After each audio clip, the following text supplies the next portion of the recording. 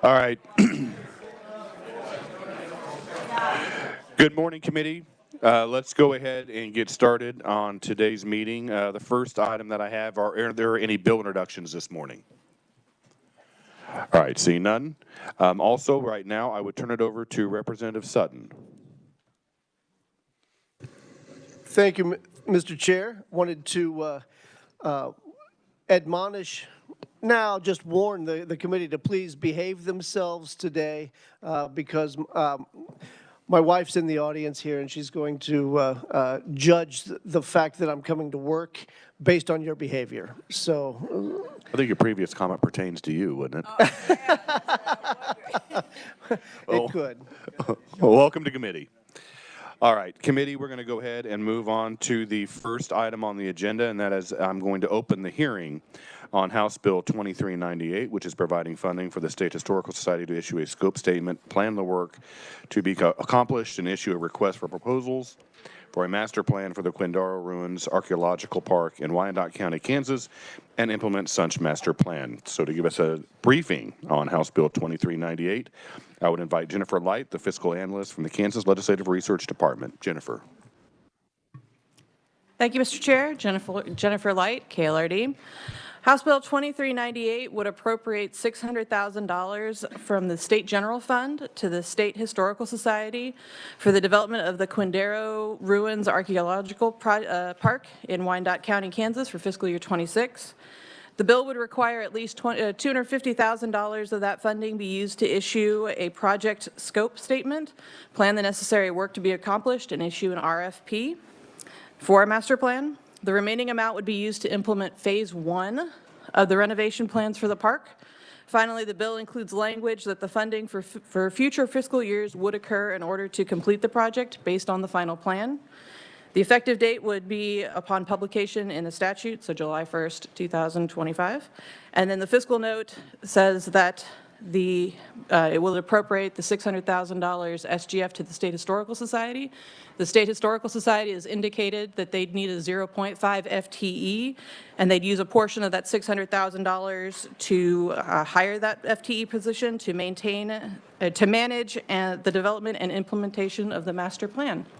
With that, Mr. Chair, I'd be happy to stand for questions. All right, thank you, Jennifer. Committee, are there any questions for Jennifer? Representative Helgerson.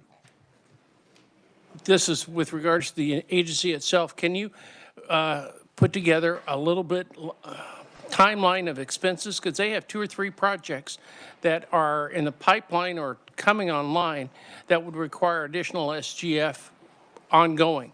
Can you put that together sometime? Jennifer. Mr. Chair, there is a 5-year capital improvement plan that I'd be happy to get for the committee if you so desire. In addition to the capital plan, there is some additional things such as Curtis and other projects that are out there that may require additional SGF and staffing. Thank you. Representative Getz. Thank you, Mr. Chairman. I just had a question around how many acres is Quindaro? Do we know what the square footage size of the restoration project is? Jennifer. Mr. Chair, I don't have that information up here with me. If that does not come up in testimony today, I'd be happy to get that information. Thank you, Mr. Chairman. Any further questions for the reviser? All right, seeing none. Thank you, Jennifer. We'll move on to proponent testimony. We do have in person the mayor of the Unified Government of Wyandotte County in Kansas City, Kansas, Mayor Tyrone Garner. Welcome to committee. Well, good morning, everyone. I send you greetings from the Unified Government of Wyandotte County, Kansas City, Kansas, and thank you, Mr. Chair. Thank you for committee for having us in this consideration for HB 2398. Again, my name is Tyrone Garner. I'm the mayor of the Unified Government of Wyandotte County, Kansas City, Kansas. The Unified Government is submitting testimony today as a proponent of House Bill 2398. We appreciate your committee having this hearing on today. HB 2398 would appropriate $600,000, as we know, from the State General Fund for fiscal year 2026 for work on the Quindaro Ruin Archaeological Park project in Wyandotte County in Kansas City, Kansas. The funding is designated for the State Historical Society to issue a scope statement plan for the necessary work and request proposals for a master plan for the park. The bill also mandates that at least $250,000 of the appropriated funds be allocated for the initial planning activities, with the remaining funds intended for implementation of the first phase of the renovations based on the completed master plan. The story of Quindaro Ruins is a treasure for our community, and not just for Wyandotte County and Kansas City, Kansas, and not just for the great state of Kansas, but for our nation. It's one of the only underground railroad locations you'll find in our great nation where you have abolitionists, Wyandotte American Tribe Indians, and freed African American slaves that really embraced the gateway to freedom here in Kansas from those slaves seeking freedom through the Underground Railroad. One of my top priorities as mayor is to make sure that we keep telling that story through the development, hopefully, of a Smithsonian-style museum. This is what the unified government had in mind when we turned over the Quindaro Ruins artifacts to the State Historic Preservation Office for safekeeping. As we move towards achieving the federal landmark and national park status for Quindaro Ruins, we desperately need a master plan for the development in order to secure the necessary funding. Passage of this bill will greatly aid us in that endeavor. Last month, the House passed HB 2029, renaming the portion of K5 in Wyandotte County to memorialize the late Representative Marvin Robinson. His brother is here with us today, past Representative Broderick Henderson of House District 35, and he's here also to support this initiative as well. In my testimony during the hearing on that bill, I wrote about the impact Marvin Robinson had on Wyandotte County, and specifically the attention he brought to the Quindaro Ruins. Ensuring this historical significant site was not lost. And I have to reiterate, it is time that we take the Quindaro Ruins out of ruin. There's so many individuals, not just here in Kansas, but throughout our nation, that really is looking to Kansas to really memorialize this, take it out of ruins, stabilize and revitalize the Quindaro Ruins in a way that can really champion the significance of what the Quindaro means to our great nation. As the state memorializes Marvin Robinson, hopefully, through HB 2039, as they did with HB 2029, we ask that you all help to continue Marvin's efforts to save and promote the Quindaro Ruins Archaeological Park project as a vital piece of Kansas history, not just today, but for generations to come. Thank you for your consideration, and I'll entertain any questions. All right, thank you, Mayor Gardner, for being here. So going back to Representative Getz's question, what is the size of the archaeological site? We believe, and don't quote me on the exact specifics, but we believe it's about 200 acres. Okay, so 200 acres. Any further questions for the mayor? Representative Howell. Thank you, Mr. Chair. Thank you, Mayor, for being here. Are there any structures as part of that 200-acre property? There is an overlook. My chief economic development advisor, Lavert Murray, is here with me. When he was with the city of Kansas City, Kansas as the economic development director, he was instrumental in bringing that overlook, and it still sits there today, and is one of the most iconic pieces that is on that site. Representative Tarwater. Thank you, Mr. Chairman. So on the 200 acres, do we currently own that, or are we going to have to purchase it?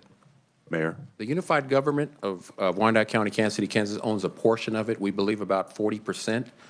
The other portion belongs to the AME Church. Representative Tarwater. So do we have to purchase it from them, or are they going to donate it? Mayor. I couldn't tell you their intentions, but I know the unified government is open to doing whatever is necessary on our portion of the land to further develop it. We've got plans. There's a Vernon Center that's not directly on the Quindaro Ruin site, but it does have a museum. They're looking at being a visitor center as well.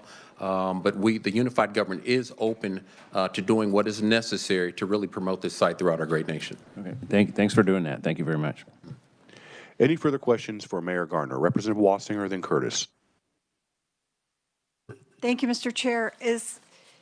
Would it be wise to become a historical site, a state historical site, or a federal historical site, which would open you to funds throughout the federal government as well?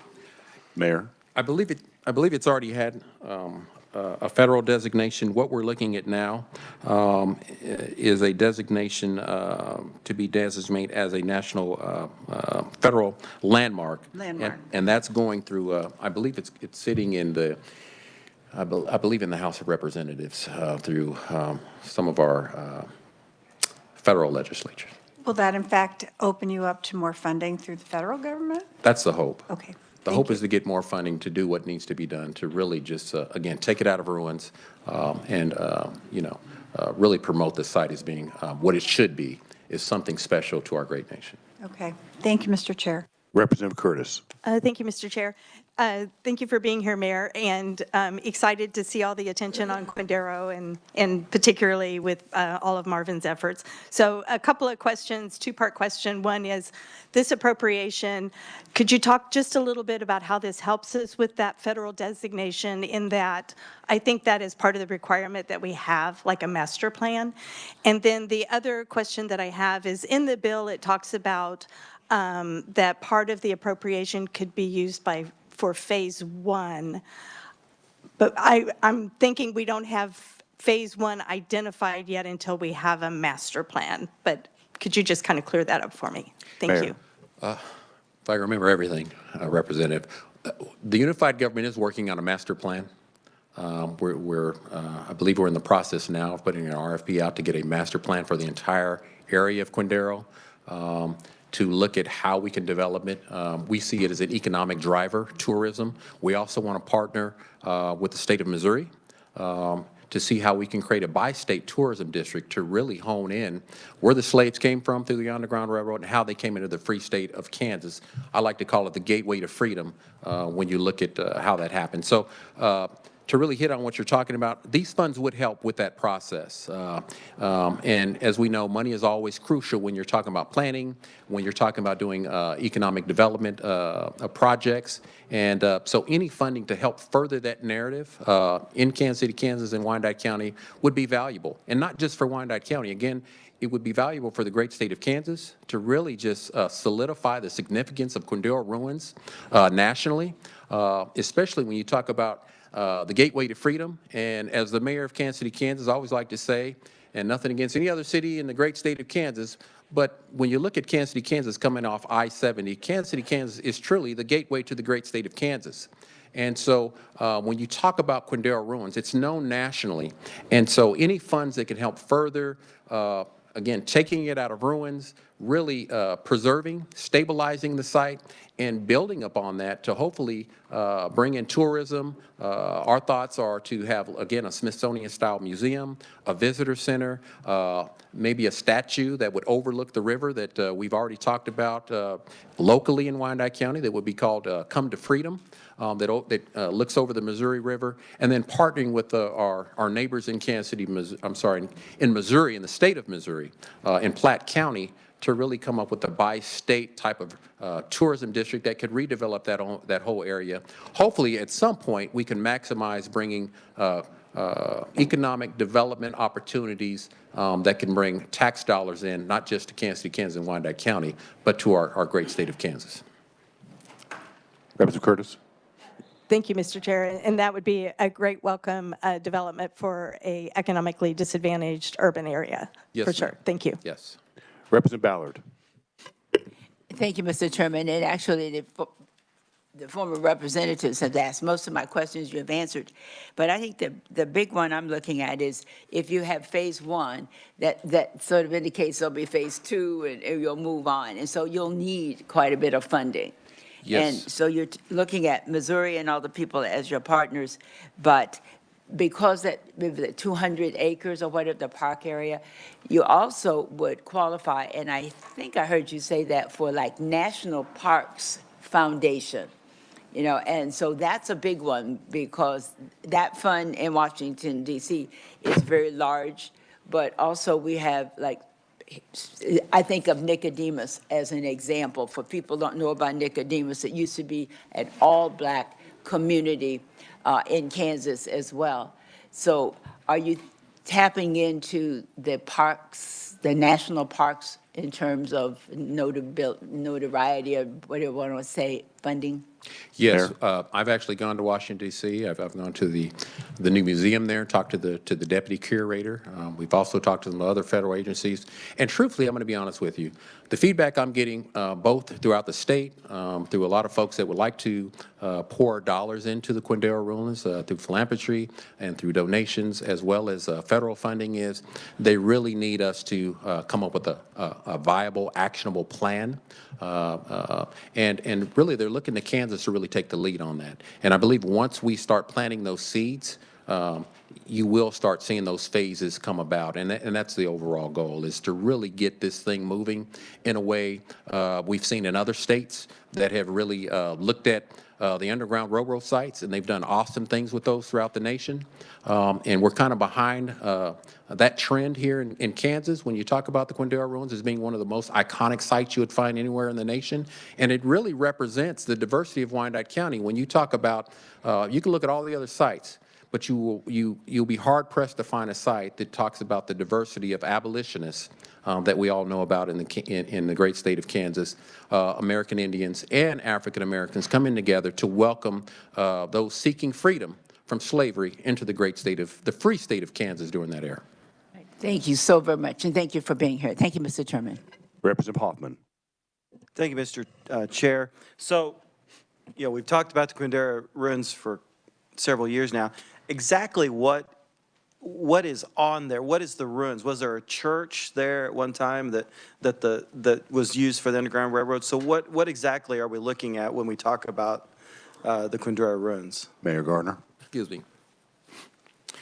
Right now, we have an overlook that was built just a few decades ago. But going back historically, you have the remnants of a brewery, you have remnants of other structures that are there.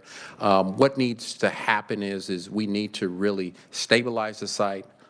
We need to go back in. There was some excavation done a few years ago. And there's artifacts that are spread in various locations throughout the state with the various historical groups. And so what's there is the Vernon Center that's in close proximity, the overlook, and then those sites that really need to be stabilized and further excavated. And I believe this funding could help just do that. And the vision is when you talk about where the brewery is, and it's still standing, what's left of that structure.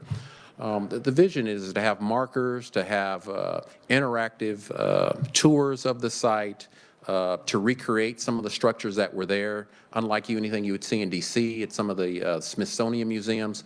So folks from all over the world, and not just our nation, could come and learn about the Underground Railroad, what that meant coming into the free state of Kansas, going west, and really highlight that. And when I talk about economic development opportunities, we see that as an economic development driver when you talk about tourism coming into an area that has been historically distressed in Wyandotte County, and hopefully revitalizing that whole area in a way that could really personify what Kansas should be when you talk about folks coming to freedom and coming in the great state of Kansas, in the gateway of Kansas. And that's why I continue to say is that it's time that we work together to take the Quindaro ruins out of ruins, and that's what Representative Marvin Robinson we stand on his shoulders in that effort. And I believe that any funding that we can get to really get these phases going and start seeding, I'm confident that you will see Quindaro take off, and it will be the jewel of the nation that all of the people in Kansas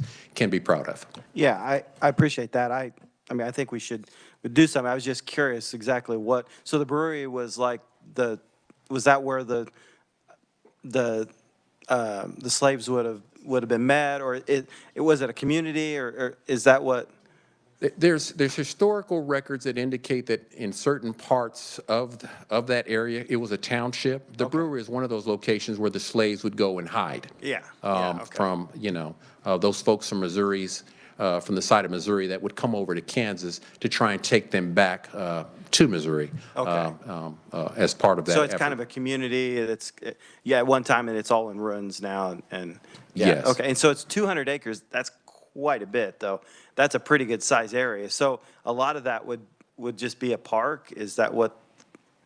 Our goal is to make it an actual site, like I talked about. There's a cemetery there as well. Okay. That really represents. There's soldiers that fought during the Civil War that were African American that are actually buried at that cemetery. So there's so much history there, but the goal is to have at some point, a visitor center, a Smithsonian-style interactive museum, and then as you go through this site, to recreate some of that township, some of the buildings, the structures, the brewery, so people far and wide could come through and walk through and really experience what it meant to come into Kansas from slavery. Sure. And then hopefully a bi-state initiative, and we're in talks with Missouri folks as well. Really, they've got landmarks on their side. And so as we look at the Missouri River being that divider, we see an awesome opportunity for a bi-state tourism initiative that can really highlight folks coming from slavery to freedom. And again, in an area where you actually have the diversity of abolitionists, American Indians, the Wyandotte tribe, and freed African-American slaves. Okay, all right. Thank you, Mr. Chair. Representative Estes. Thank you. Before I get to my question, to answer your question fully, with my conversations with Marvin, and I strongly support this, you kind of, one mental model you might have for looking at it is it's parts Jamestown and it's part Williamsburg.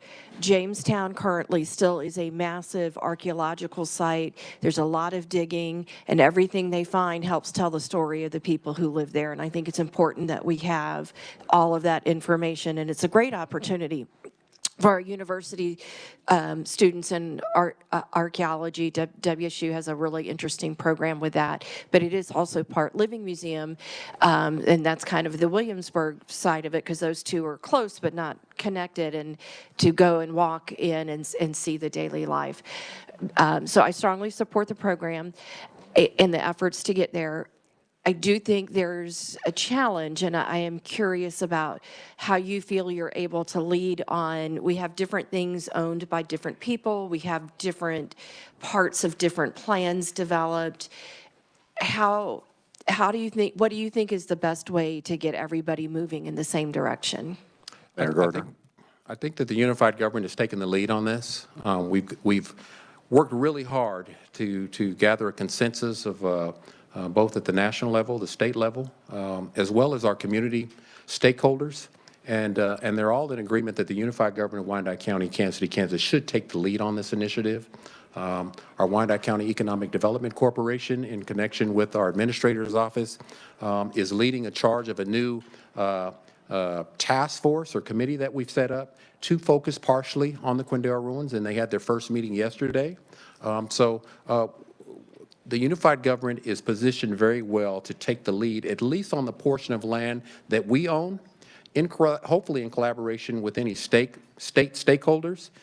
But the ultimate goal when we talk about phases is at some point, because we have to work together, is to have a bridge to the AME Church on the land that they own and really make this something special, and then take that bridge across to to Platte County, Missouri, and really create that type of that vision that you talked about for a massive tourism district that hopefully can stabilize, preserve, and revitalize that area, ultimately taking the Quindaro ruins out of ruins and making it a huge tourism destination where the vision is folks from all over the world who want to come and learn about this in the heart of America.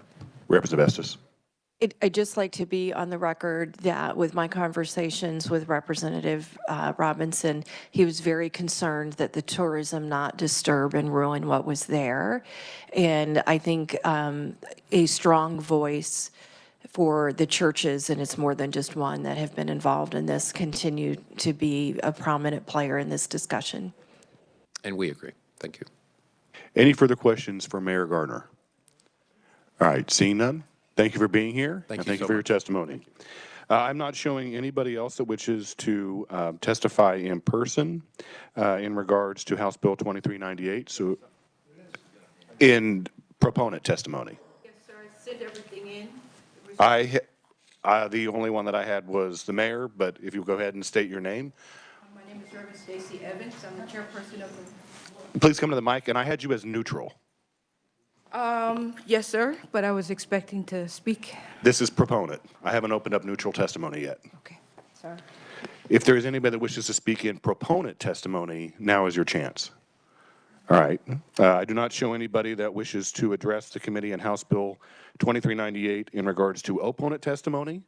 So right now would be your opportunity. Now I'll open it up for neutral testimony, and I would invite Reverend Stacey Evans, chairperson from the Western University Association of the African Methodist Episcopal Church. Thank you. Reverend Adams. Evans. Thank you. I'm sorry, I'd never done this before. I'm very nervous. However, my name is Reverend Stacey Evans, and I have been the chairperson of the Western University Association of the AME Church for the last 16 years. I'm also a senior pastor of the AME Church, and I'm here today to provide testimony on behalf of the Western University Association of the AME Church regarding the Quindaro Ruins Archaeological Park project proposed in House Bill 2398. As of this testimony submission, we take the neutral position. And so I want to tell you that the Quindaro Ruins is located in northeast Kansas City, Kansas, and it is a national commemorative site. By my records, the site is about 97 acres. And there are structures there. There are 22 foundations, and a collaboration that we did with National Parks came to do an evaluation and to establish that the 22 foundations that we thought were there are there, in fact, and a whole report has been done that we can get from National Parks. The AME Church owns approximately 95% of this 97 acres. And we support any and all efforts to memorialize Marvin Robinson and Jesse Hope as well. They both did a miraculous job in helping to save the Quindaro Ruins from a situation back with the landfill in the 80s. Over the years, we have worked diligently to preserve this site and foster community engagement through partnership with local, state, and federal institutions. Our stewardship includes maintaining legal documents such as current title searches, managing grants from organizations like the Sunflower Foundation and the Mellon Foundation, which we just received. We've collaborated with National Parks, and we've also done some publishing through Johnson County Community College. And we support efforts to honor pioneers like Marvin Robinson and Jesse Hope for their contributions to saving Quindaro. And while we appreciate the legislature's appropriation to allocate $600,000 to develop a master plan for the Quindaro Ruins Archaeological Park, we have concerns about the lack of acknowledgement of our ownership and ongoing efforts to preserve this property. The current language in the House bill does not recognize that this land is privately owned by our organization. We are already conducting professional concept design plan. We had a community meeting, phase 1, but we had our second meeting in phase 1. Community meeting that was very well attended by a wide variety of people in our community. We have a lot of support from local colleges. This Mellon grant was given to us through UMKC, but we also work a lot with Johnson County Community College, KU, K-State. And so we're really on our way. We do not intend to relinquish ownership, but are committed to preserving and developing this historic site responsibly. And we look forward to continued collaborations with stakeholders like the Kansas Historic Society to ensure any state-funded initiatives align with our vision for Quindaro's future. And so we just want to say that we do not intend to relinquish the property, but we do want to work with everyone, including the unified government, to preserve this property historically, responsibly.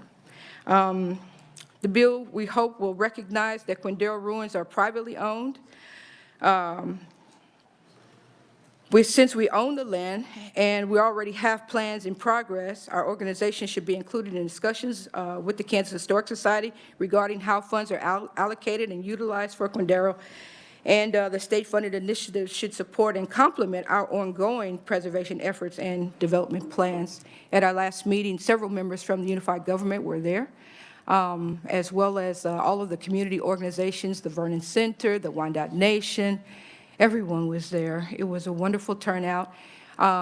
We had different breakout sessions. We talked about what we'd all like to see in the ruins.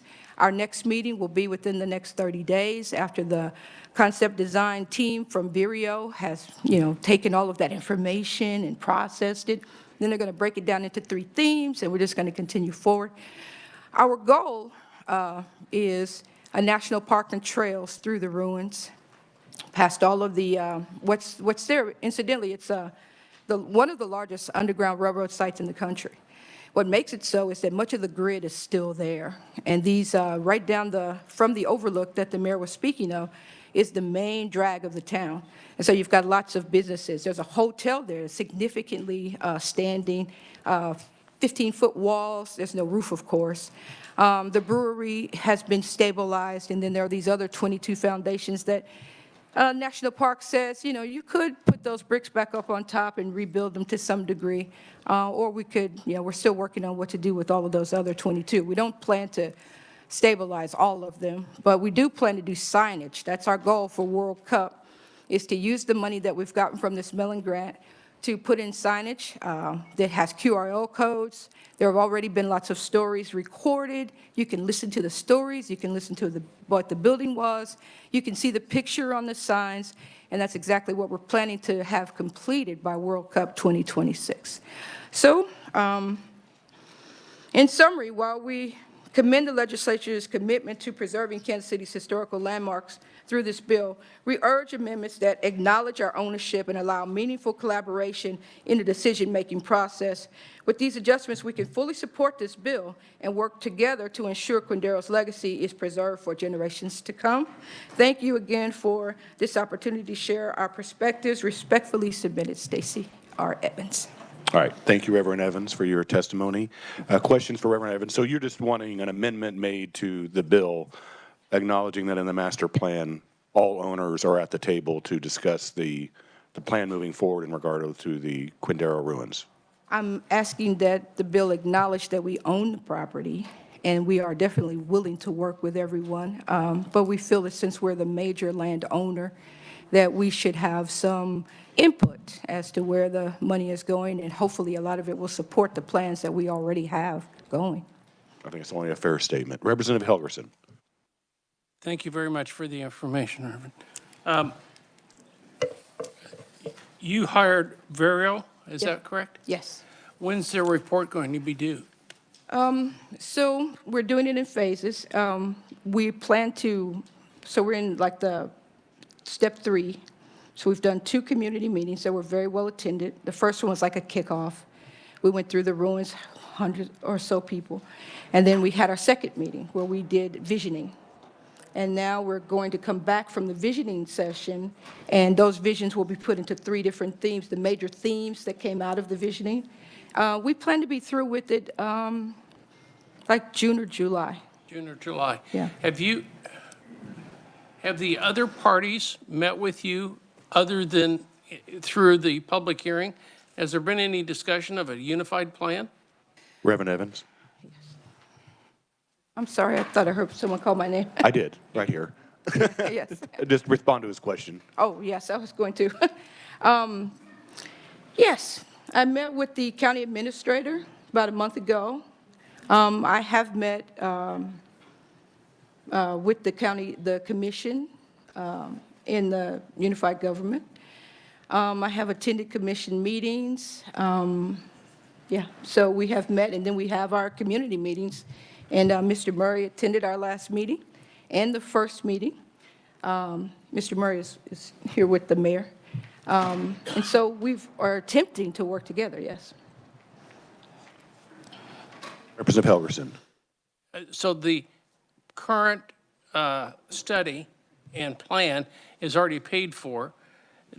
You'd welcome them to be part of it in their input, and could have something back in June and July about the preliminary plan. Is that right? Yes, sir. At Okay. one point, we had an MOU working together with the unified government, but it was recently dissolved. But we're trying to work together. We appreciate that. And Yes, sir. are most of the buildings on your property? Yes, sir. All right, thank you. All of the buildings, I All would of the say. buildings are on your property? Yes, sir. Thank you very much. Representative Ballard. Thank you, Mr. Chair. Whenever I see neutral, thank you very much for being here. When I see neutral testimony, it says something's not quite right. I sense there's a conflict here. And part of the conflict the way I am reading it is you own most of the land. There's a dispute about how large that area actually is. And you already have plans for what you want to do with it. How long have you been working on those plans? This board has existed for 50 years. I have been the chairperson of it for 16 years, and I have been working on it for all of those 16 years. Also, I don't think there's a dispute about how large it is. I think it's about 97 acres. I think the Kansas Historic Society would be able to co-sign that or agree with that. Representative Ballard. So if you've been working on it for 16 years, did you have a plan in mind of how long it was going to take you before you can develop it? Because I think this was being proposed that we would move into phase one. So when you say we want to work together, is it to redesign it, or you want to work on your plans and any funding that comes goes towards your fans? So therefore, well, see, I understand. I think you understand what I'm asking. Go ahead. Yes, ma'am. No, we don't just want to work on our plans. That's why we are holding community meetings, and everyone is welcome. Many of the things that the mayor said, we agree with as well. We would love to see this northeast corner of Wyandotte County uplift the community.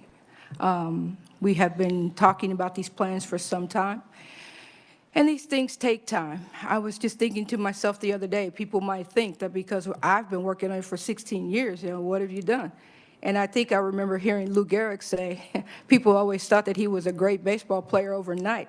But he said, nope, every morning I get up and I go and I hit balls, and I have a kid shag my balls so that I can just keep being a better and better hitter.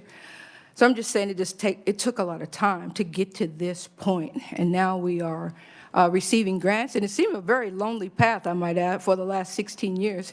But now that we've been holding for the last few years these community meetings where people have come to help us clean it up, clear the brush from the foundation, and make it look a lot better. We've widened the trail. The city helped us with that. They brought a lot of manpower and a lot of machinery.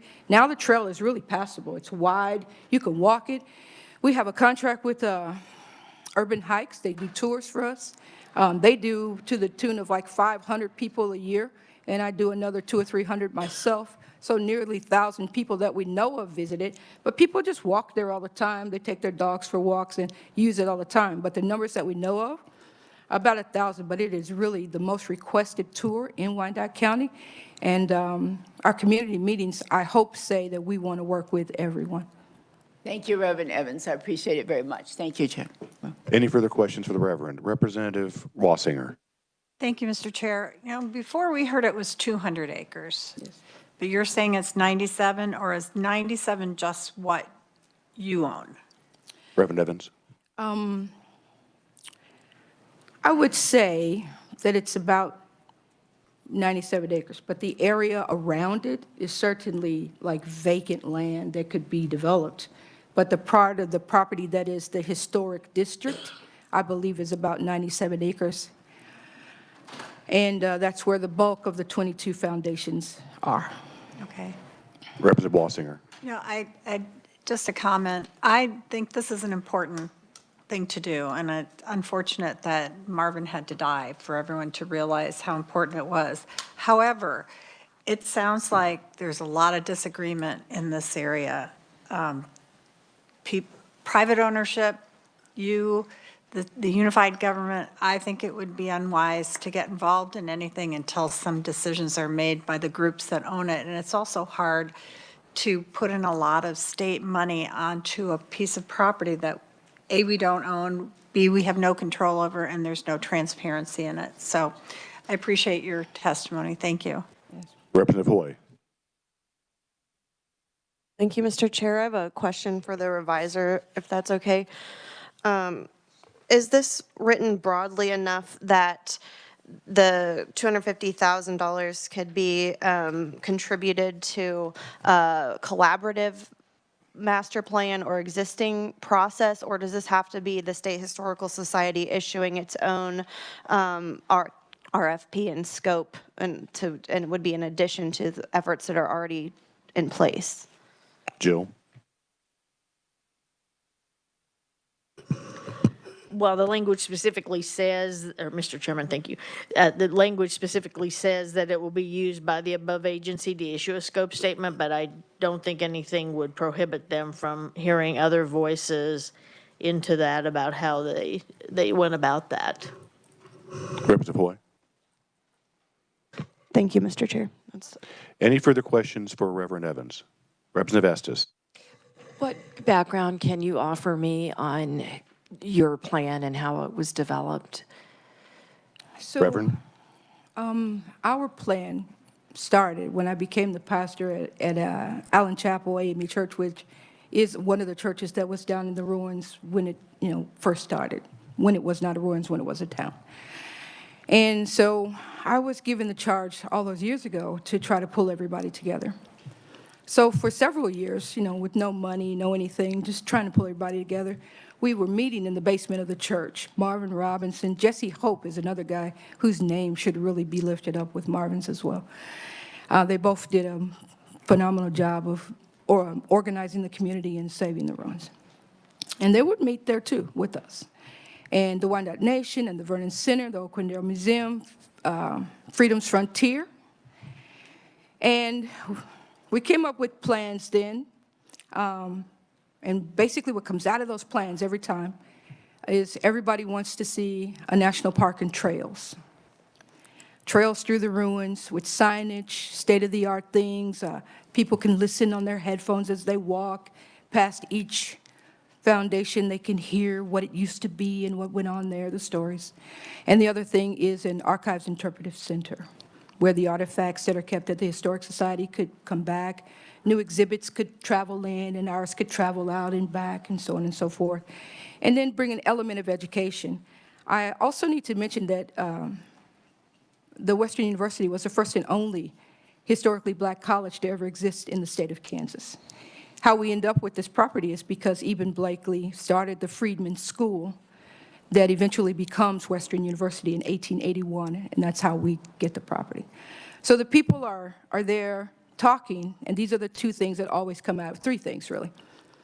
A national park and trail through the ruins, an archives interpretive center, state-of-the-art Smithsonian, like what the mayor was saying, and then the Native Americans would love to have their language printed on the sign alongside the English.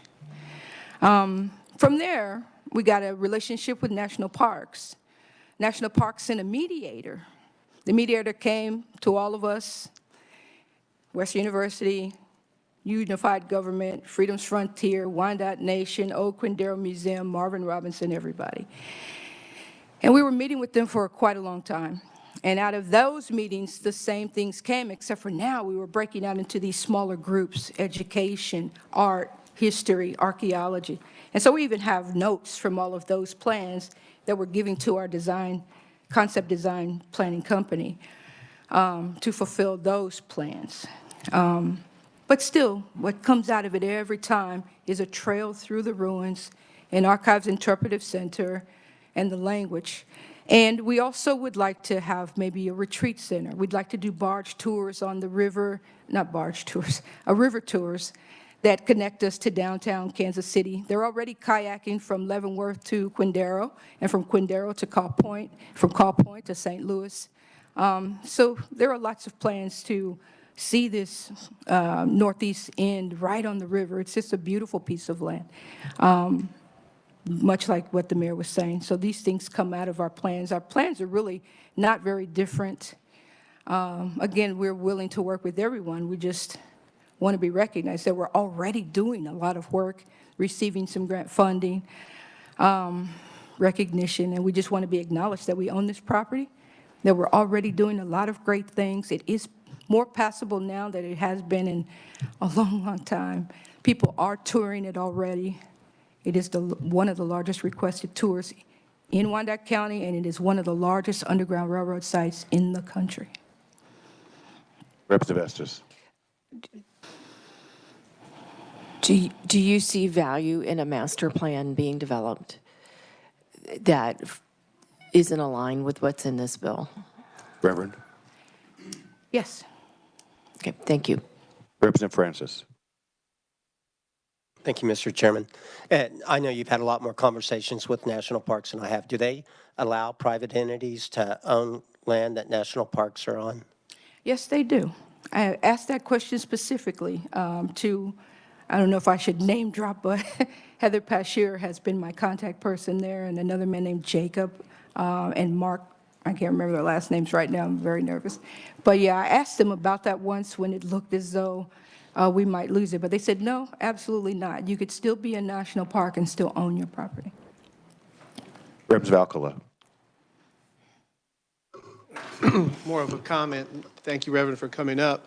I want to agree with my colleague from Douglas County that sounds like there may be some separation issues here, and I would like to encourage the proponents that spoke to embrace the Reverend as speaking as a neutral, so the project can be successful.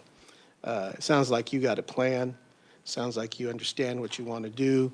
I'm not saying the first group didn't, but they were surfaced. They were talking surface issues where you're more in debt. Now, my question to you is, I heard you say 97 acres, but I thought I heard one of the proponents say 200 acres. Yeah. Which is it? I would say, you know, may I ask a question? I think that the Historic Society is here, and I think Mr. Zollner might know if he. Well, I think that was a previous question asked somewhat by Representative Wassinger already. Mr. Chair, I don't recall the answer. And I think she was talking about the 97 acres that you own, but then there's also outside acreage that could possibly be adding to the 200 that was mentioned prior. Right. The actual historic area is probably 97 acres, where the foundations are, and all of the. At AMEO. Yes. Okay. Thank you. Thank you, Mr. Chair. Any further questions for the Reverend? Representative Wassinger. Thank you, Mr. Chair. I just looked it up.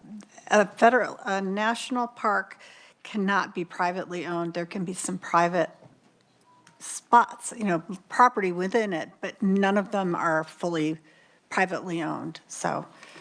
Well, I called and asked her, that's what she said, so I understand. Any further questions? All right, thank you, Reverend, for being here, and thank you for your testimony. I am not showing anybody else that wishes to address the committee in neutral testimony. Is there anybody else that wishes to address the committee? Representative Penn.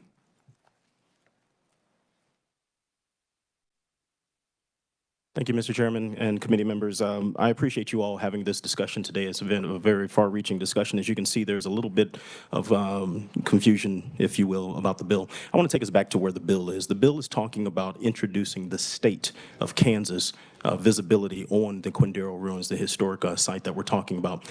You've heard from different testimony, both neutral and proponency, from the UG, as well as from the individuals in the church, the AME church.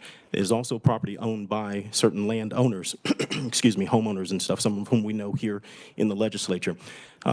What this bill is doing is putting us on the map per the wishes of Representative Marvin Robinson. His brother, Mr. Harold Dwight, is here as well, as they asked us to see if we could start this conversation. Traditionally, the state has not been a part of this discussion. A lot of these master plans that you're hearing about have happened in silos over the past 10, 20 years, as you've heard as well. We've not been at the table, and I don't know what that reason is. I'm not concerned with that. What I'm saying is that if this is going to be brought to fruition without any of the ineptitude or anything, the state has to be involved and has to be the one that's taking lead and charge on it. It can't be a pass-through for a slush fund of monies to go to other entities to execute. That is why the bill, as I proposed it, is housed under the Kansas State Historical Preservation Society. We have Mr. Patrick Zollner here who can elucidate any other concepts or historical pieces. If you have questions about that, I offer you his testimony as well.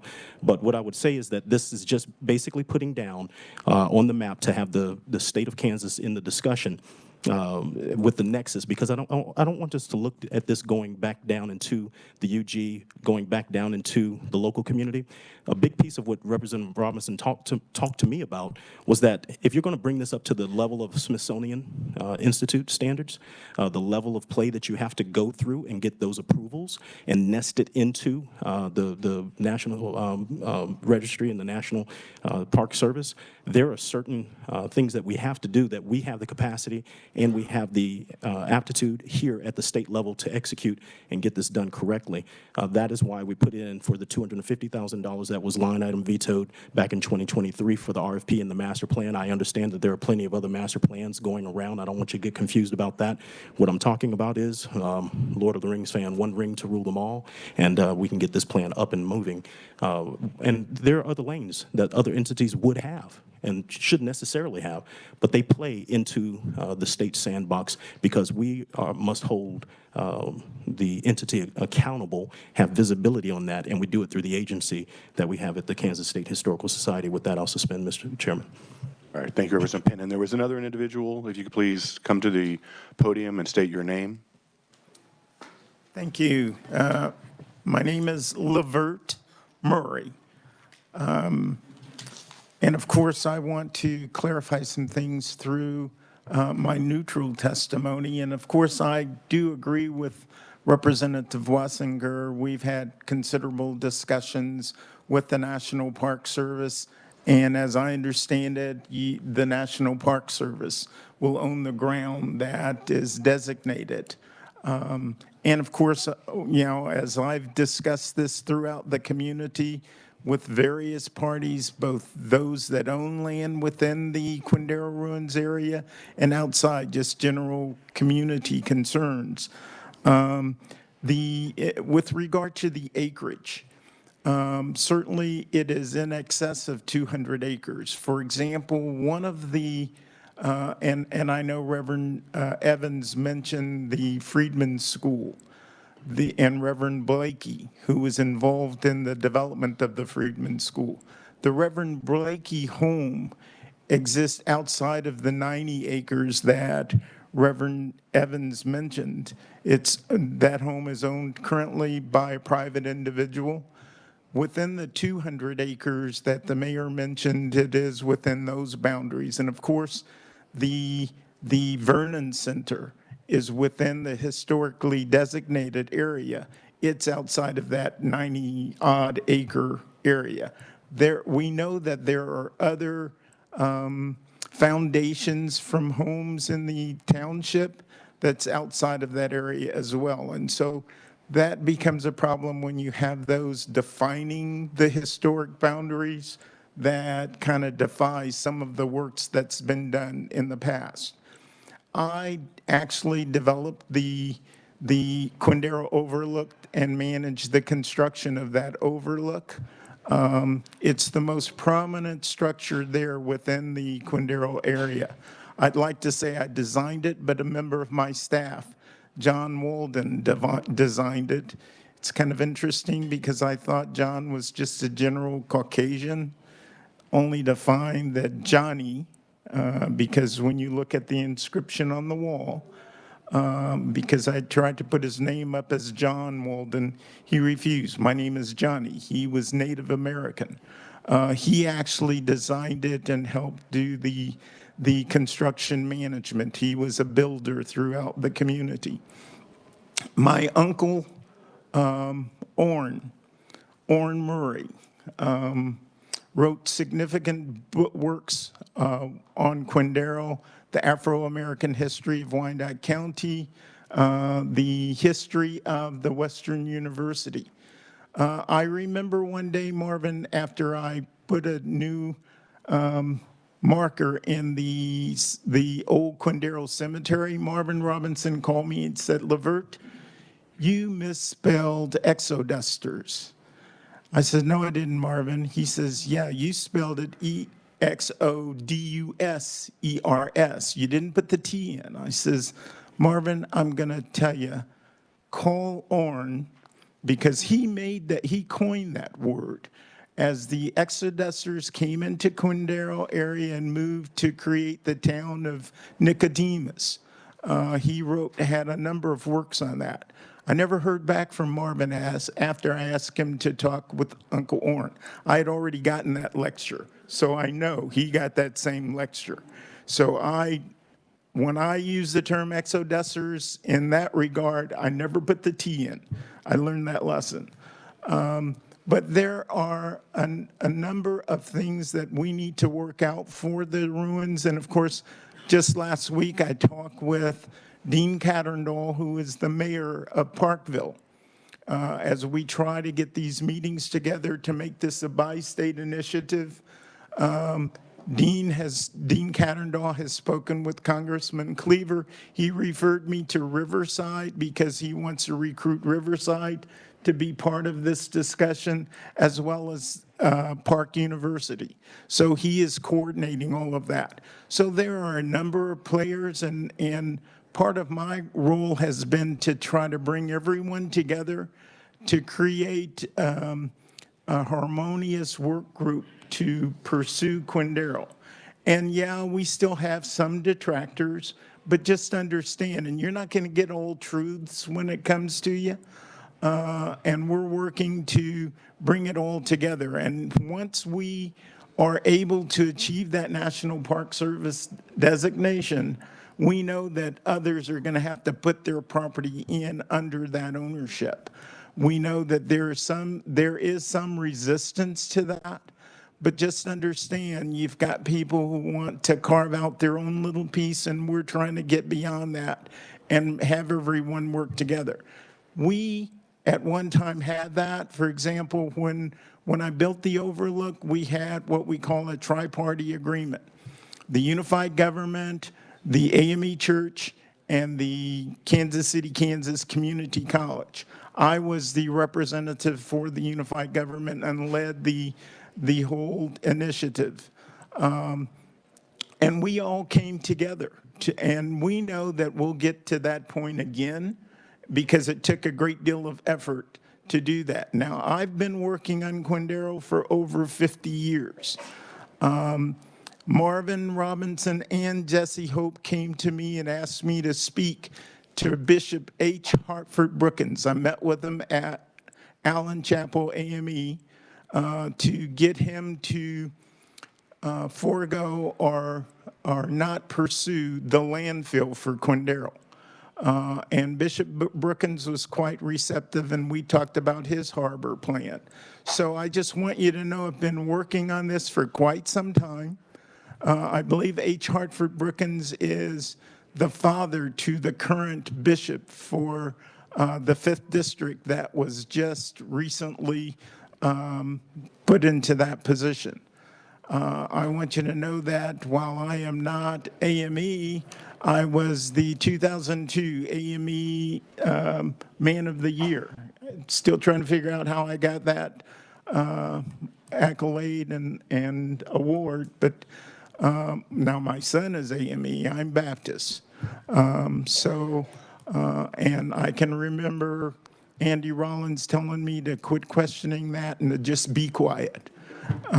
So I want you to know we will continue working on this. I'm a member of the new committee that the mayor mentioned that's working to redevelop the areas with a river focus, but inward of the river and focusing also on Quindaro.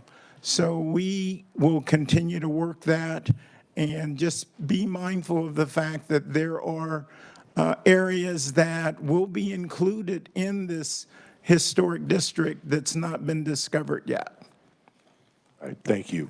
I'm going to have to close the hearing on House Bill 2398 due to the sake of time so we can get on to the other items on the agenda. So the hearing is closed on House Bill 2398. Moving on to the next item on the agenda, we're going to be having an informational briefing on star bonds by Rachel Willis, the Director of Legislative Affairs with the Department of Commerce. Rachel, and you probably have about 15, 20 minutes. Okay. Good morning, Chairman, members of the committee. My name is Rachel Willis, Director of Legislative Affairs for the Department of Commerce. So happy to share an update regarding star bonds.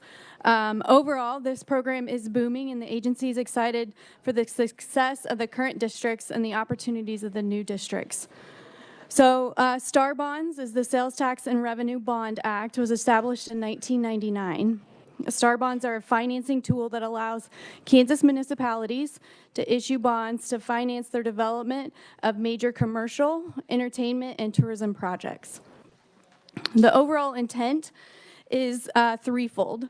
First being to increase regional and out-of-state tourism, the second being to increase economic activity in the state, and the third is to improve the overall quality of life. The new sales tax generated by the tourist or entertainment attraction go toward paying down the bonds that were issued to help finance the project.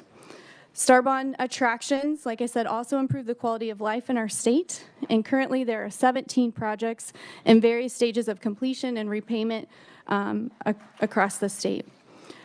So in 2021, so just a little bit of history about the program and the recent changes that have been made. In 2021, the Kansas Legislature renewed and significantly strengthened the STAR bonds program. It included making it more accessible for rural development projects by allowing STAR bond proceeds for vertical building and rehabilitation of buildings, as well as what we call the pay-as-you-go financing. The other changes that were made in 2021 by the legislature are in a bulleted list there on page 1 of my testimony. More recently, in 2023, we had a couple of different budget provisos that expanded the program a bit. We created a funding mechanism to hold established STAR bond districts that have grocery stores harmless as the food sales tax is eliminated. So we continue to work to get that funded and hold those districts harmless.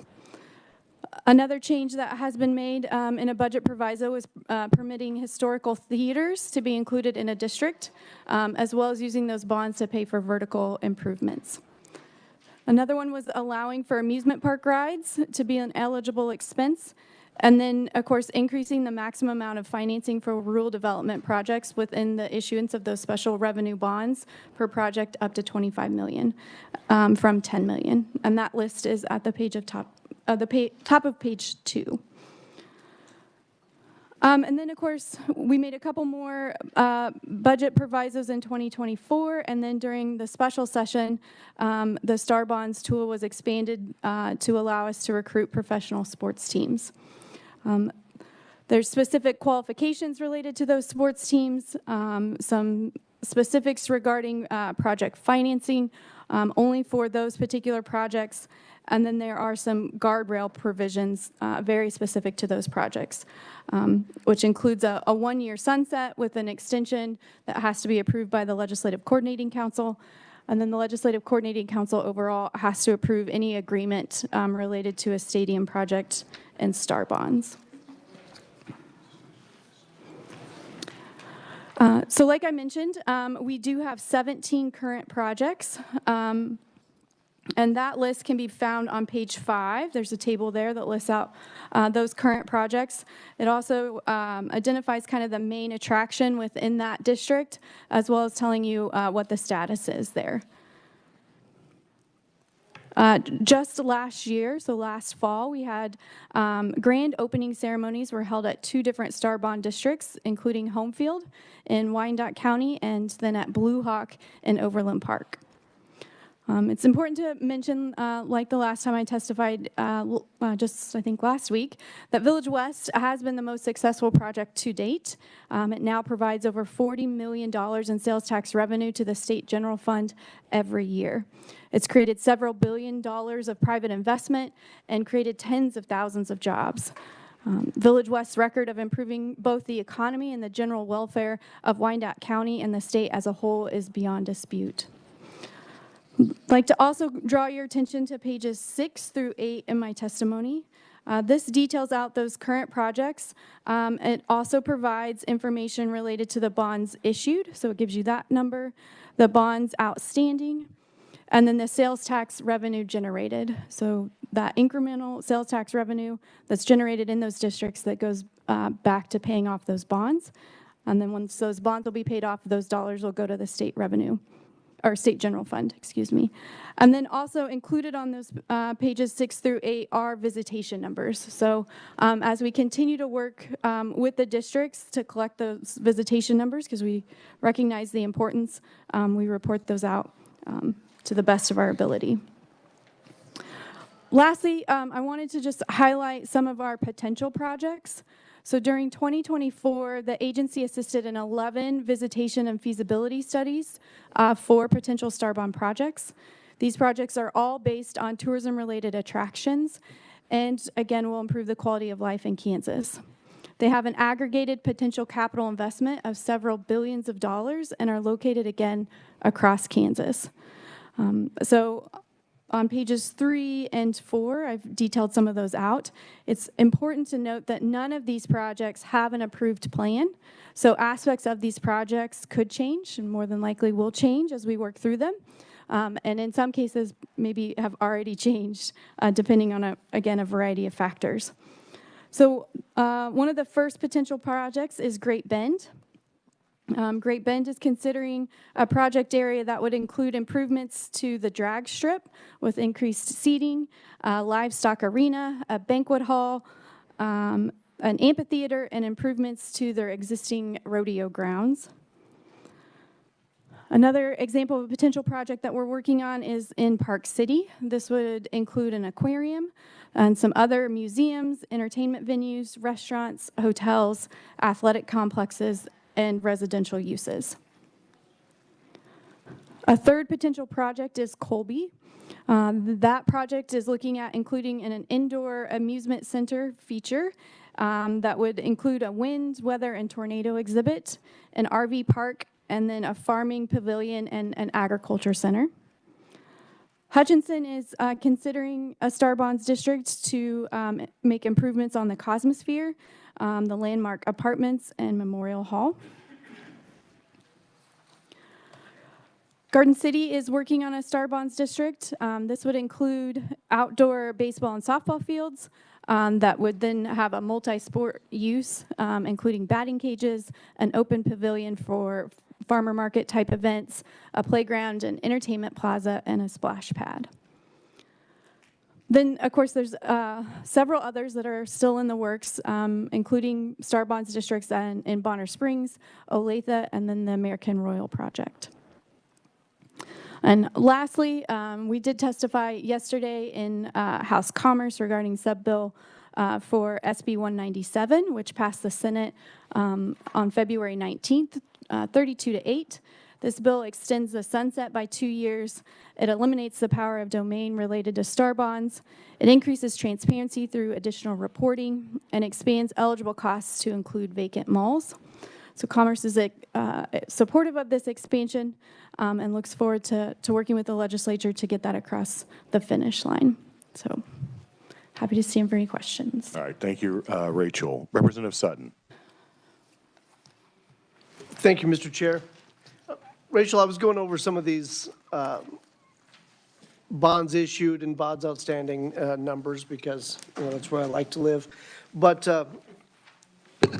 looking at, well, first off, I think it'd be helpful to know when some of these opened, and that's not included on the on this page. And I know I can look it up, but it would be handy.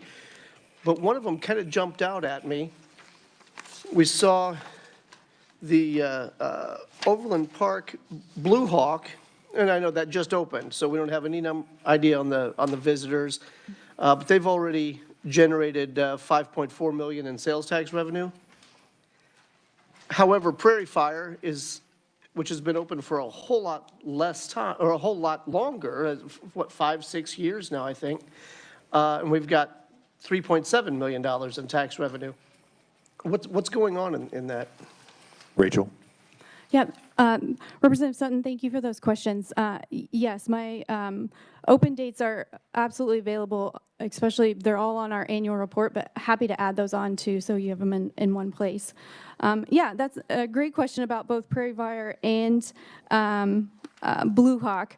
So Prairie Fire, and I think we've talked about this some before. So Prairie Fire opened up right before COVID. And so then there was a substantial setback just because of the pandemic. There was a grocery store initially there that then closed.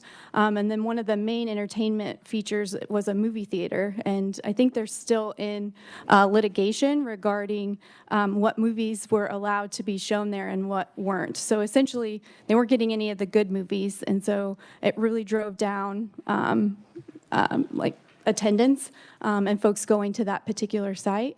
But they're doing really well now and are getting back on track. Blue Hawk, we've seen. Like I said, that main attraction just opened this fall, but that district did a really good job of building out the retail around that. So that retail's been established, and that space is, last I checked, almost all but maybe one storefront was still available. So that one just really hit the ground running and probably in more cases than not just had better timing than Prairie Fire. Representative Sutton, keep in mind we have like 5 minutes left in questions, and I got 2 others, so we can get on to the next section of bonding. So I will hurry real go quick. ahead. Representative Sutton. Last question, 3.7 million compared to 5.4 million. What's the definition of really, really good? Rachel? Yeah, so what we've seen is a Prairie Fire just making up ample ground since those setbacks. And I don't necessarily have a definition for really, really good other than we fully anticipate these to be paid off within that 20-year bond term. All right, thank you. Right. Thank you, Mr. Thank Chair. you. Representative Hoffman. Thank you, Mr. Chairman. So my question is on it looks like some of these have been paid off and then we've reissued bonds. So how many times can they reissue the bond? Because to me, when we do that, then the states help build this through this program, and then if we reissue bonds, then we're kind of not ever really reaping the benefit of this if we just keep reissuing them. So what's the parameters on that? Rachel? Yeah, so the districts can be expanded, and oftentimes what we see with a Star Bonds district is kind of behind the scenes, there's multiple phases. So it might be part of a bigger, grander plan. And so what we see is the first set of bonds being issued for phase 1. And then once that gets going, those bonds are sold off, or we feel like, again, good progress is being made and the phase 2 is completely finalized and planned out, then we see that second issuance of more bonds. Typically, the new bonds, right, the different sets of bonds, they'll each have a different project focus. So looking at different attractions, and again, more times than not, kind of part of a bigger, grander plan. Okay, all right, thank you. All right, and I do apologize, but your time is up. We ought to move on to the next item, since I gave ample time to the bill hearing that we had prior. So the next item on the agenda would be bonding in our universities. And so the first individual that I have, if I can find my agenda real quick, would be Andy Schlapp, Vice President of Strategy and Government Relations with Wichita State University. Andy.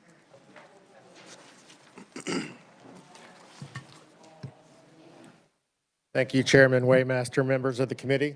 You know, Wichita State's usually, as a W, is last, so I was not prepared to go first, so I'm excited for this opportunity. Hope I don't blow it. Wichita State's asking for some bonding. Last year, we came to you with a renovation project for our university stadium. It's where we hold the state track meet. It's the largest high school state track meet in the country. Only 2 states actually bring all the A's together, all the different classes for one track meet. So it's something that we want to keep, and we believe it's good for the state of Kansas. It's also where we do our track meets and have other events as well. For old people will remember that's where the Rolling Stones played, I think back in 2008. Anyway, great place. So we went out for bid. We asked for 11.8 million. The bids came back at 17 to 18 million. So we need to come back to be able to finish phase one for another $6.8 million in bonding. While we were doing that, we talked to the City of Wichita, Sedgwick County, 259, and talked about the opportunities of how to use this as a community asset. And both the city and the county, or all three, agreed to put in $6 million each. So we have $18 million additional for phase 2. And we're talking to some other people as well. So we feel very comfortable that not only this one piece to finish our first phase, but we have enough money to start the second phase from private donors. And so what we've done here is, as opposed to just asking to finish the phase 1, is also going up to a total of up to $60 million. We don't believe we'll spend $60 million, so that we can get phase 1 and phase 2 started on that bonding. And I'd be glad to stand for any questions if you guys have any questions on that. All right. Committee, are there any questions in regards to Wichita State University's bonding request? All right. Seeing none. Thank you, Andy, for being here. Next, I would invite Ethan Erickson, the Vice President of Administration and Finance for Kansas State University. Mr. Erickson. Thank you, Mr. Chairman and committee members. Appreciate the opportunity to talk about our bonding request for the university's Ag Innovation Initiative. Many of you are probably familiar with that initiative. It really represents about 5 separate projects. Total project costs about $210 million. All of those projects ultimately designed to help us develop and diversify the food and ag economy, educate tomorrow's workforce, and expand our research efforts at the institution. In my written testimony, I've provided a breakdown of the individual projects, their goals of achievement, as well as the project cost. And then on the second page of the testimony, I break down the current funding stack that we've identified for that $210 million initiative. First off, I just want to say thank you to this body. The state of Kansas has, and your efforts have been incredibly beneficial to this effort, raising almost $75 million from the state towards this initiative. In response, we have, through our philanthropic efforts, as well as a couple other efforts at the institution to identify funds, we've raised over $94 million to date to fill that, to fully fund the project. We are moving forward with all phases of the projects. We've already started on 3 of them, or 4 of them. 3 of them. The last 2, Colin Weber Hall, we're getting ready to actually sign contracts soon. So our goal in this is to fully fund the $210 million project through philanthropic efforts. However, as I mentioned, we're getting close to signing some contracts. We still have a funding gap, which you'll notice on the bottom of that table. It's around $21 million to date. And so from a fiduciary responsibility for the institution, before we sign those contracts, I want to make sure that we have a backup funding mechanism for those in the event that we are unsuccessful to fully fundraise. So really what we're asking for today is that bonding authority so that we can make sure we have a backup plan ultimately to finance the full costs of the projects. Mr. Chairman, I'm happy to take any questions you might have, or the committee. All right. Thank you, Ethan, for being here. Committee, are there any questions for Ethan? Now, one item, and I don't see it listed on here, but I believe it may have been somewhat requested by the university as in regards to what would actually be owned by the state of Kansas, not Kansas State University, but would be on your property, and that would be the Kansas State Animal Diagnostic Lab. Actually, I think the name will be Kansas Veterinary Diagnostic Lab. Right, so not Kansas State. Correct. Because that was confusing. Yeah, it is. I think initially it was proposed as Kansas State. Yeah. Well, we are the University for Kansans, so.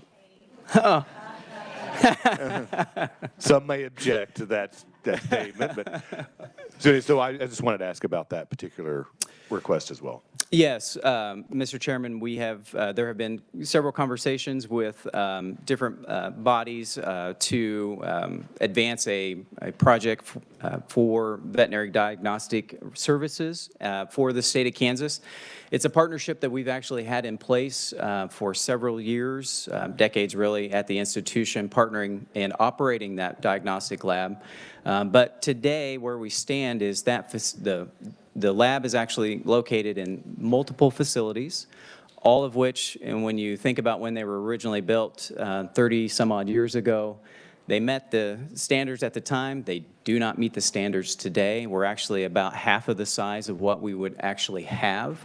And I think several individuals from this body have also toured some recent developments at Iowa State and Nebraska, similar facilities, and really can get an understanding of just the poor conditions that we operate in today. So I think the request with the legislature is $130 million potentially in bonding authority to construct a new veterinary diagnostic lab, about 120,000 square foot facility that ultimately we would then operate for the state of Kansas. Thank you, Ethan. Any questions for Ethan? Representative Helgerson. This is a question for you, but also for the previous individual. How are you going to pay off the bonds? So in regards to the bonding authority for the Ag Innovation Initiative, that initiative really benefits the College of Agriculture, and so they would utilize their existing resources to do that. So we're not asking for any additional support from the state to service that debt. You think that'll cover it? You're talking about individuals that go to... No. All the resources that the college has, so we wouldn't raise tuition. It would just be within their existing budget that they have today. Sometime can you provide some more detail? Yeah, Thank you. absolutely. Any further questions for Ethan? All right, see none. Thank you for being here. Thank you. And the final individual that I have today is Jeff DeWitt, the Executive Vice Chancellor and Chief Financial Officer for the University of Kansas. Vice Chancellor DeWitt. Thank you, Mr. Chairman, members of the committee, for having me today. We have 4 requests for the University of Kansas, and one of them is $100 million related to the Cancer Center to finish that funding stack. Thank you for the funding you gave us last year, the $75 million. We have federal funding, we have fundraising. To wrap that up and get all that in place is $100 million of debt we would issue toward the end of that project to finish that project out as we are moving forward with that. The other one is $100 million related to student housing, and I'll get a little bit more detail in that in a minute. And then $60 million for the School of Architecture related to accreditation challenges we have about the quality of space in the last 3 reviews we've had, is to build new space for the School of Architecture. And the last one is really authority KDFA needs to refinance debt we issued almost 10 years ago that would provide 7% savings or reduce our debt service by $1.4 million a year when we go to get the opportunity to refinance that. We need to add authority for KDFA to do that. And sort of kind of starting to the beginning, when we make a decision to ask to borrow or to bond rather than pay cash or get grants or fundraise or whatever, we go through a very extensive analysis of that. We look at, okay, how much cash do we have? Can we get a grant? Can we fundraise for that? We look at all those variables, and we look at how leveraged are we? And we just finished a review by Moody's 2 weeks ago and by Standard & Poor's, and we are half of the leverage of our peers. So the other universities that are equivalent AA rated, similar sized universities, have twice as much debt as we do. So we have a policy of not more than 7. Even with all these ones I just mentioned, we would be at 5.4%. So we're very low leverage relative to our peers. So we're not overusing our debt. But there are times when you need to do it to finish the Cancer Center because the other sources are not adequate, or you need to do it because you have student housing payments that will come in and make payments that will pay for the financing of that, and you need to build housing. Or the School of Architecture has resources available within its current margins, so to speak, to be able to do this type of building. And clearly you want to finance and get savings when you get an opportunity to. So we look at all that. We look at our credit rating, our peers, how leveraged we are, other sources, and debt is the last thing we consider. So I want you to, as a legislature, to understand we don't do that. We do it prudently. And the last time we issued debt was in 2016. So it's not like we're going crazy issuing debt. And again, when we talked to Moody's and we showed them the request before you, they said, well, you're still going to be well below your peers. Again, our peers are twice as high as we are. So the Cancer Center, I think, is a self-evident. We want to finish that project, and this is the last piece of that funding stack to do that. And that will be funded through revenues that project generates through the research that goes on. And it's a joint building with the health system. So half of it's clinical, half of it's research. And we're doing that building together. It's an over $500 million joint project. Our share is roughly half of that. And on the housing side, this is the one I want to spend a little bit of time talking about. On student housing, we are at record enrollment. We've had some record classes the last 2-3 years in a row.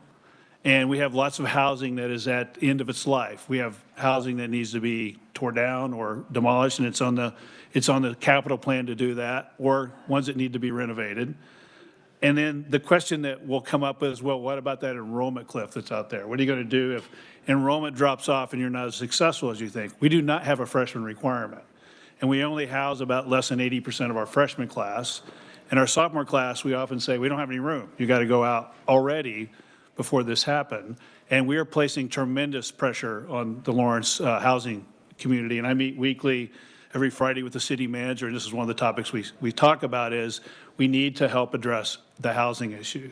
So we're at a place where if we're going to continue to be successful in our enrollment strategies and to grow and to do the things to be successful, the critical piece of that is housing. So what we need to do is very rapidly get to the point where we can start building housing to replace some of the existing stock, deal with that, and strategically look at that. And I have done a scenario planning. We have a financial plan that we can run this enrollment scenario versus that enrollment scenario, and the minimum number we need is 1,000 more beds. And so this would give us 600 to 700 beds with this authority. The one thing that we're very fortunate right now, the Gateway Project development, which is a P3 public-private partnership, the developer is in that project going to be putting in 448 apartment-style housing units. So there's a good portion of the solution. This $100 million would help us finish that solution to get those things built. So this is one I plead for lack of a better word, because housing is a critical part of the success of our university going forward. The School of Architecture borrowing is for accreditation and quality space. The Cancer Center is kind of self-evident in finishing that. And then, we want to refinance and get savings, so we'll have even less, we'll be even better relative to our peers of similar sized universities that are AA rated. So at high level, the details of that's my testimony. You can see the details of each of the projects, but that's the request. And again, it sounds like a lot, but even with all of it, we're still 5.4%, well below our policy and well below our peers. So thank you, and I'll be glad to answer any questions. All right. Thank you, Vice Chancellor DeWitt. So in regards to the Central District refinancing, if we would refinance that with KDFA, wouldn't that save about $17 million over the entire project? Yes, yes. Yeah, at least $17 million at current interest rate, 7% reduction in our debt service. All right. Yep. Any questions for Vice Chancellor DeWitt? Representative Williams. Thank you, Mr. Chair. And I don't have my numbers with me, but we did get some numbers from KBOR, and I keep hearing about enrollment increases, but overall, in the past 5 years, KU is barely above, maybe just 2%. So I think there is concern that over the long haul, you may have had a freshman class that increased, but if you look at those numbers that we have seen, they're not as sunny as you might like, and you're increasing housing, and I'm not sure that we should be in the business of that. So we had 5,200 students the last couple of years, and we were at 4,200 before that. So we've had significant larger classes. We're at the highest level of total enrollment in the history of KU right now. And so that has placed pressure on our housing, but at the same time, our housing stock, some of it needs to be torn down. It's beyond its useful life. Jayhawk Towers, if you're familiar with that, the two middle ones are dark now. They're scheduled to be torn down. The other two towers on the edge are 3 to 5 years, and they'll need to be retired. So we have record enrollment, highest in the history of KU. We have housing that is getting older, needs to be replaced. And we are 100% full, or 98% full right now. And we can't house all of our freshmen, and the sophomores we push out in the community because we don't have room for them. So even if we drop back to the 4,200 that we were historically, drop 1,000 a class a year, if we put a freshman requirement in place, we'll still fill it back up again. So there's no scenario, even if an enrollment drops back to where it was, beyond the record levels we are, that we do not need housing. And if we don't address housing, we'll have a very hard time being competitive with the other peer institutions that we're competing with, the Arkansas, the Missouris, Colorados, Arizonas. So it's a critical element to get quality housing to keep our enrollment strategy going. Representative Williams. Representative Helgerson. You mentioned the project in Wichita, and you need 100 million, is that correct? The project, no, the project in the KU Med Center in Kansas City. Oh, the KU Med Center. Yes. That's 100 million? yes, that's the cancer center, and so we've got the funding of the state, federal, and donors, and the gap is 100 million to finish that project and begin that project construction and everything. Sometime could you give me a breakdown of the money that you've received from the state, the money that from donations, federal government, et cetera, breakdown of that, and also the project in Wichita? Yes, we can do that. The project in Breakdown of all Wichita is 100% funded by the state with the city of Wichita, or with the Wichita State. So that one, we have no debt requirements for that one. Okay. You mentioned you're refinancing one of the issues previously done, correct? And was that the one that the chairman brought up that's going to be a savings of? Did you issue the amount for the same amount of debt, or did you increase the debt? We have significantly paid off a lot of that debt since it was issued in 2016. It's mid 300s down in the mid 200s. So we paid off a lot of that. So what we would do is we would refinance the remaining amount that exists. Just the remaining. Just the remaining. We're not going to. The trick is that when you refinance a house, you take some of that equity. And I just want to make sure you're not doing that. I need the debt service savings to do the other things. Okay. So no, we would be refinancing what's outstanding. Just the at outstanding savings. debt. That's correct. Thank you. Any further questions for Vice Chancellor DeWitt? All right, seeing none, I want to thank you guys for waiting till the last part of it and giving your information to us and outlaying exactly what you're asking for in each one of your universities in a very timely fashion. So, committee, if you look at the agenda for tomorrow, we had on there that we're going to be working House Bill 2398, but I think in the discussion that we've had, there's some areas of concern that we need to have addressed. We will not be working that bill tomorrow. So we'll be focusing our full attention tomorrow on Senate Bill 125, which, if you recall, that is the claim against the state bill, which will also be our budget minibus, is what Representative Getz called it. However, we want to keep that limited to only a few items and not have a whole entire discussion in regards to that. It only needs to be items addressed before we actually adjourn, and we can get those items into conference. So until tomorrow morning at 9 a.m., we are adjourned.